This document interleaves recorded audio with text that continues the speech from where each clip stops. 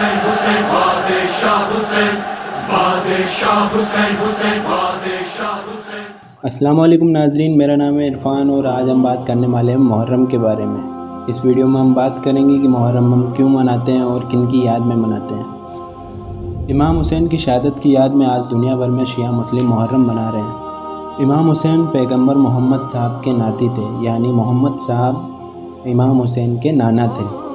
इमाम हुसैन जो कि करबला की जंग में शहीद हो गए। मुहर्रम क्यों मनाया जाता है, इसके लिए हमें तारीख़ के उस हिस्से में जाना होगा जब इस्लाम में खिलाफत यानी खलीफा का राज था। ये खलीफा पूरी दुनिया के मुसलमानों का प्रमुख नेता होता था।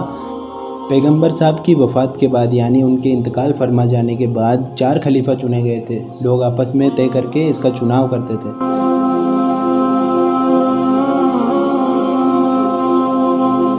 इसके करीब 50 से 70 साल बाद इस्लामिक दुनिया में घोर अत्याचार का दौर आया।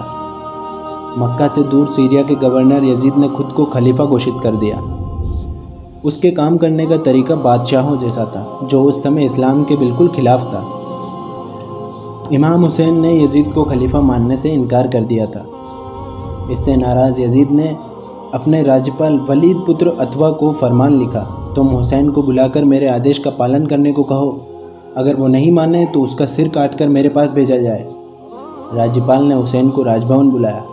राज्यपाल ने इमाम हुसैन को राजभवन बुलाया और उनको यजीद का फरमान सुनाया। इस पर हुसैन ने कहा कि मैं एक भ्रष्टाचारी और खुदा रसूल को न मानने वाले यजीद का आदेश नहीं मान सकता। इसके बाद इमाम हुसैन मक्का शरीफ पहुँचे ताकि हज पूरा कर सके। वहाँ यजीद ने अपने सैनिकों को यात्री बनाकर उनका कत्ल करने के लिए भेजा। इस बात का पता हुसैन को चल गया था और लेकिन मक्का ऐसा पवित्र स्थान है जहाँ किसी की भी हत्या हराम है। खून खराबे से बचने के लिए इमाम हुसैन उम्रा करके परिवार सहित इराक चले आए। मुहर्रम महीने की 2 तारीख 61 हिजरी को हुसैन अपने परिवार के साथ करबला में थे। 9 तारीख तक वो यजीद फ़ौज को सही रास्ते पर लाने के लिए समझाते रहे, लेकिन वो नहीं माने। इसके बाद हुसैन ने कहा, तुम मुझे एक रात की मोहलत दो ताकि मैं अल्लाह की इबादत कर सकूं। अगले दिन जब करबला में जंग हुई तो इमाम हुसैन के 72 साथी शहीद हो गए। तब सिर्फ हुसैन ही अकेले रह गए थे। तभी उनके खेमे में शोर मचा कि उनका 6 महीने का बेटा अली असगर प्यास से बेहाल था। हुसैन अली असगर को हाथों में उठाकर मैदान करबला में ले आए। उन्होंने फ़ौज से बेटे को पानी पिलाने को कहा, लेकिन फ़ौज नहीं मानी और बेटे ने हुसैन के हाथों में तड़पकर दम तोड़ दिया। इसके बाद भूखे प्यासे हज़रत इमाम हुसैन का भी कत्ल कर दिया गया। हुसैन ने इस्लाम और मानवता के लिए अपनी जान कुर्बान की थी।